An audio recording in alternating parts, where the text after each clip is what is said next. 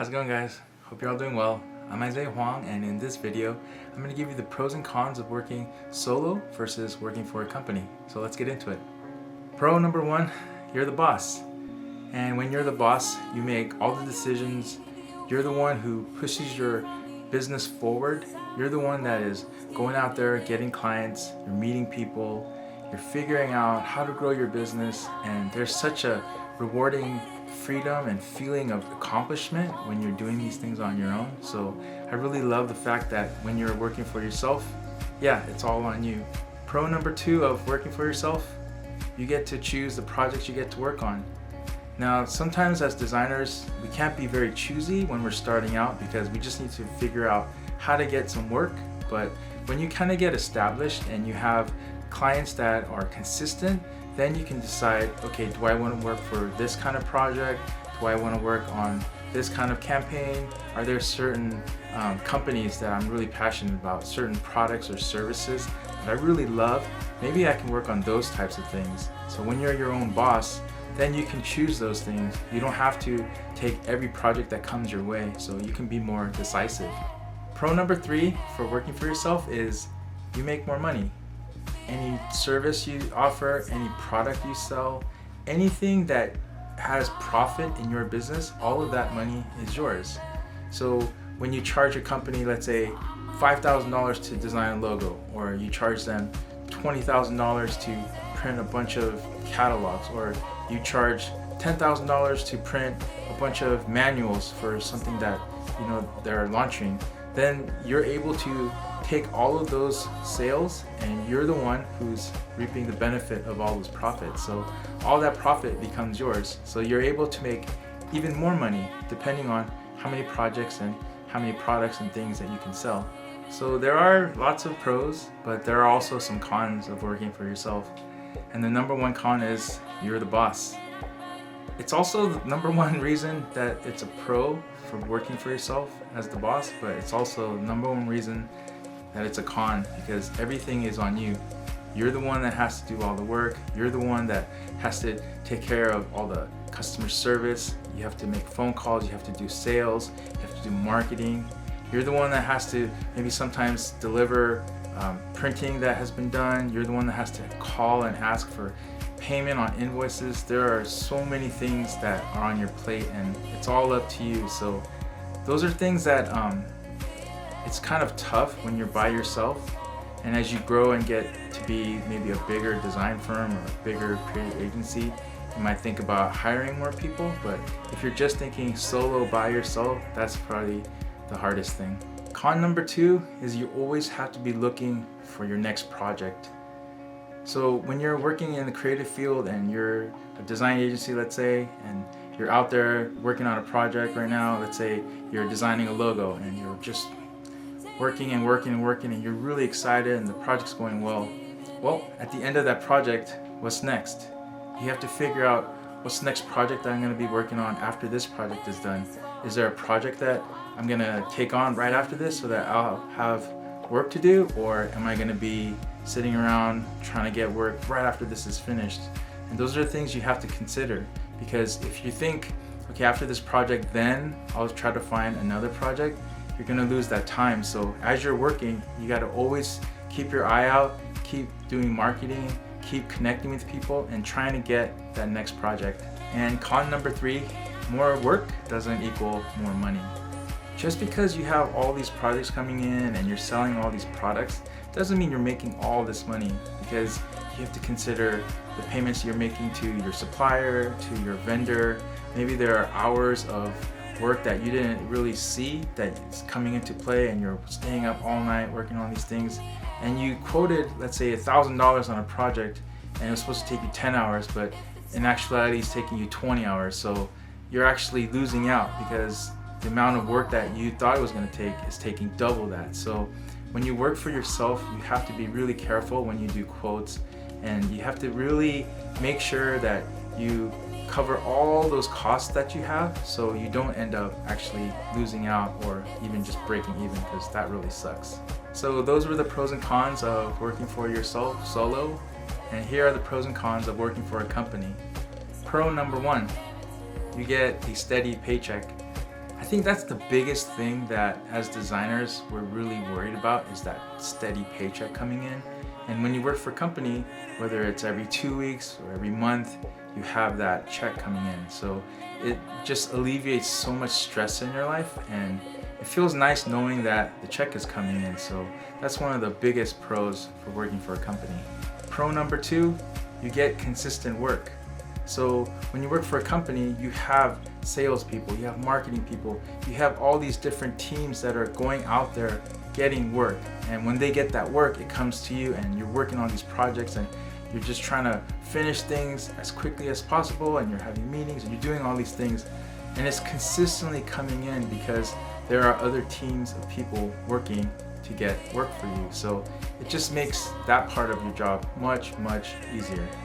And pro number 3, this is something that I really miss, is working with a team. When I used to work at private label, I really loved the people that I work with. I loved the sales team. I had a bunch of other designers that worked in the art department, and I just had this really kind of family feel when I was there, and just having that camaraderie, which is really nice. I don't know what it is about coming into the office like on a Monday morning, and let's say some stuff happened in the weekend, and you're just kind of discussing those things, and you feel this camaraderie of everybody else is doing the same thing here, working together, and we're trying to accomplish a goal together as a team. And it feels really rewarding when you get to work with other people. So I think that's an awesome, pro for working for a company. With that said, here are some cons of working for a company. And I think the number 1 con is you have to work in their system. So if they have a strict, you have to take a 30-minute lunch, and you have to show up at 6 a.m. and you have to work, let's say 9-10 hours a day, and you have to do all these things, and here are the procedures, and there's all these requirements that you have to follow to stick to that job. I think as designers it makes it hard because you have this creative energy, and sometimes being stuck in a really forceful system like that, it makes it hard to be creative. So that's one of the big cons for me working for a company, is you lose that freedom. And con number 2 is you don't get to choose the projects you work on. So a lot of times when you're working for a company and they're bringing in projects from different clients, that's the project you get to work on. So if they bring in a logo design for, let's say, a washing machine company, then you have to work on washing machine logo designs for 1 month, 2 months, 6 months, let's say. You don't get to work on all the fun, fancy, flashy things that you're passionate about. You might have to figure out, okay, how can I make this washing machine logo look sleek and sexy? And it's really hard to do stuff like that, but that is your job. They got the project and they're giving you the job, and you have to somehow come up with that work. So that makes it really tough, for us as creatives, when you're always doing projects that you're not really that passionate about. That's the kind of the game of working for that company. And the final con working for a company is your raises are based on reviews, on your bonuses, or on your boss, right? So a lot of times when we work for a company, they give on average 3 to 5% per year. That's a pretty good average, right? But sometimes the company does really bad one quarter, maybe they're struggling and they can't give you a raise. So maybe 1 year passes, 2 years pass, maybe 3 years pass, and nothing, right? And you're kind of stuck. You want raises, you want to be known for the work that you're doing, and you want some of that appreciation, right? And appreciation means a raise. But a lot of times there's no consistency in that. So when you think like, I'm working so hard yet I'm not getting these consistent raises, that's part of working for a company. So if you think I'm gonna always get a raise, I'm gonna always get this affirmation financially from them, that usually doesn't happen. So I would be kind of weary in putting all of my hopes in that company taking care of you financially every single year like that. So those were the pros and cons of working solo versus working for a company. And for me, I've worked the last 16 years for myself. And before that, I was working at private label, and I was working at a offset printing company, and I worked at a few other small companies here and there. And honestly, I love working at companies, I mean,